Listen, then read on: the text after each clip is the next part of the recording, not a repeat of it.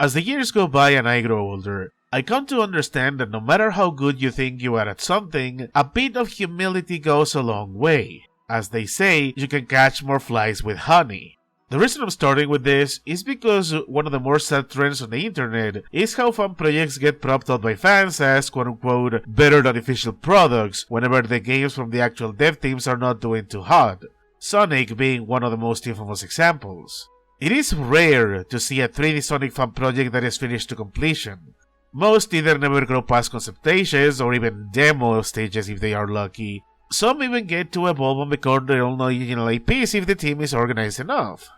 So you can imagine the double surprise when I found out not only is Sonic Omens a fully completed 3D fan game, but it also got met with critical lambasting from fans. First, for breaking the sacred rule of fan game developing by charging money for the demo, getting themselves banned from the community, but also because of what they made. They boasted they had made what Sega had not been able to do since the 90s, a great Sonic game. This is what sparked my curiosity. I already saw on launch the many viral tweets of people making fun of the game, the devs and everything else. But I just had to give the game a try for myself. After all, the game got released for free and I already bothered downloading the 14 freaking gigs this game weighs, so it should make for a fun review, right? I got things to say about Sonic Omens, but let's cover the basics.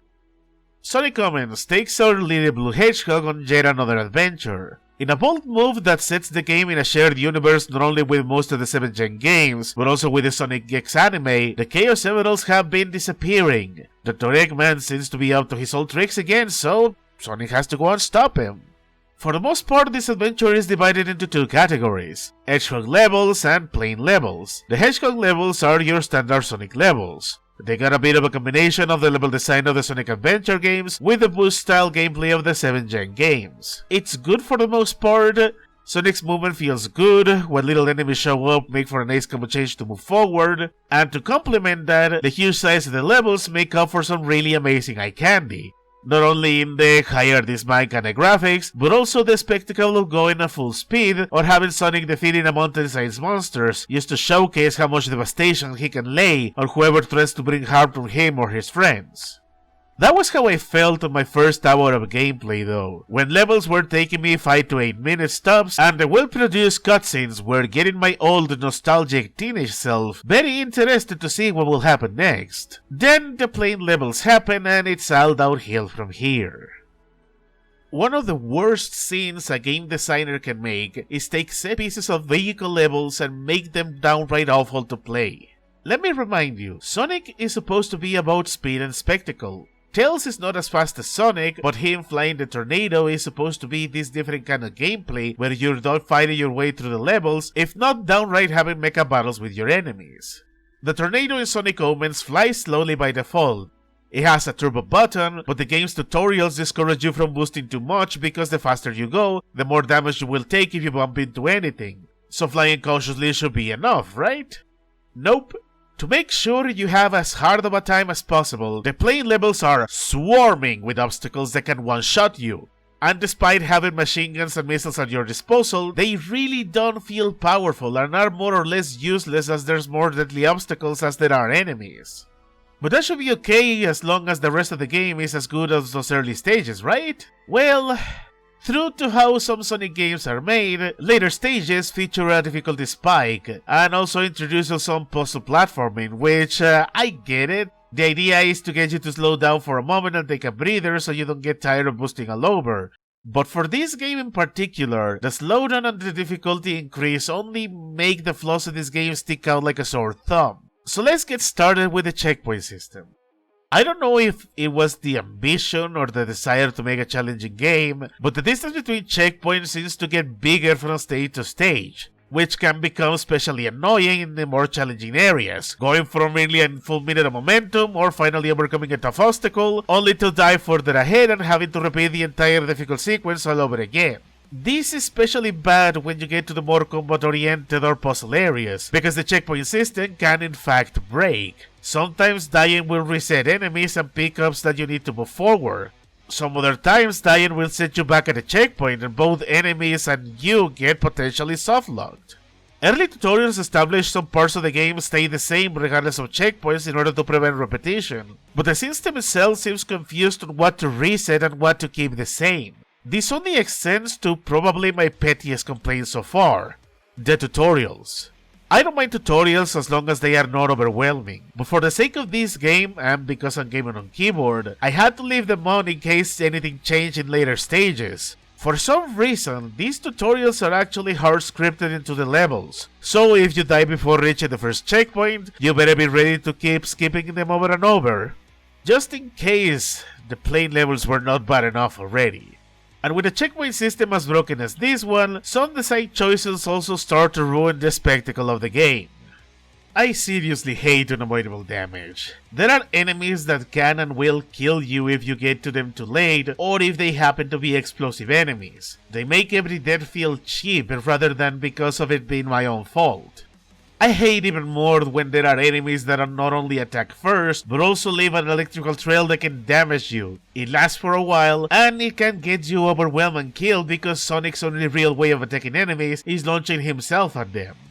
And nothing kills momentum for a game like this harder than having a climbing challenge where you better pray you find a checkpoint ASAP, because if you fall, it can be all the way down and it can be for no fault of your own. It amazes me to see they somehow messed up the platforming too.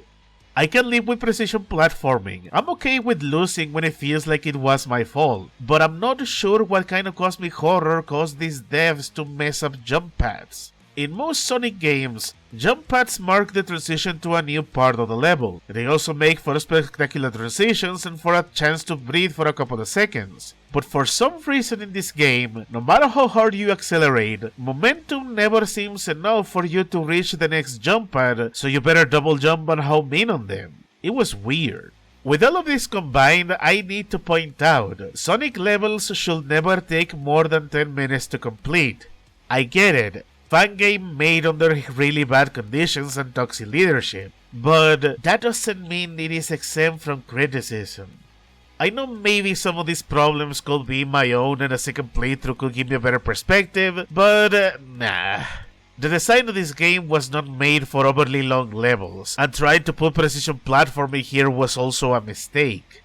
So with that being said, is there anything good or salvageable? I'll say yeah, the story is entertainingly good. Yeah, they're fan-made cinematics, the voice acting is so bad it's adorable, and I can't help but smile when I see it. And for some reason, Shadow even has a Russian accent. There is heart to this story. It's like they wanted to make a serious Sonic tale, but the attempts at being edgy and serious comes off more as adorable. Also, the pacing is dumb. We go from a standard Sonic adventure, to Russian Shadow, to suddenly revealing a tragic backstory for Sonic in the span of just the first half of the game.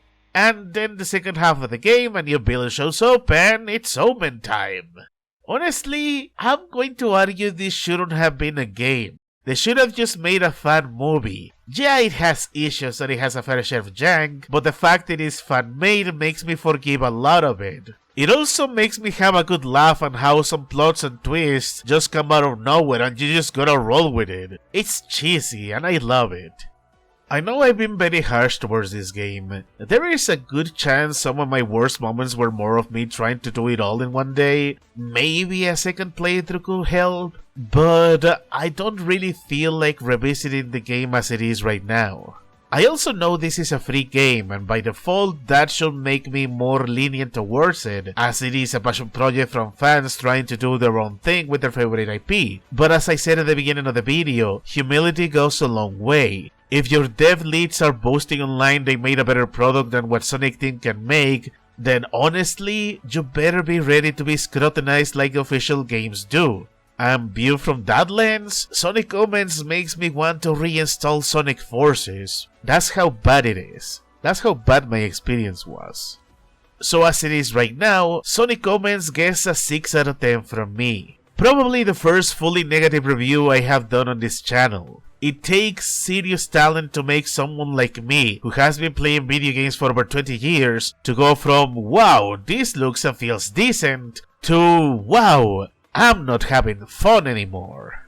I could cut the dev team some slack and say I want to see them do better in the future, but with allegations of nasty mistreatment from project leads, selling the demo for money, and said leads being overall nasty on Twitter, I don't expect much, at least not from this particular studio. I guess if there's a silver lining to this, is that at the very least this has renewed my interest in total conversions and fan games. There's a fair share of fantastic Sonic fan games, some of which became their own original games and stories, and I think I will take a look at some of them in the future. I should also be taking a look at some of the Sonic games I do have. Despite the memes about Sonic never being good, I actually don't agree with that notion. I had fun with games that were once to claim to be total stinkers, so I am more than willing to take my chances and see if there's actual good going on. Either way, it cannot be worse than the mistakes that came from this game.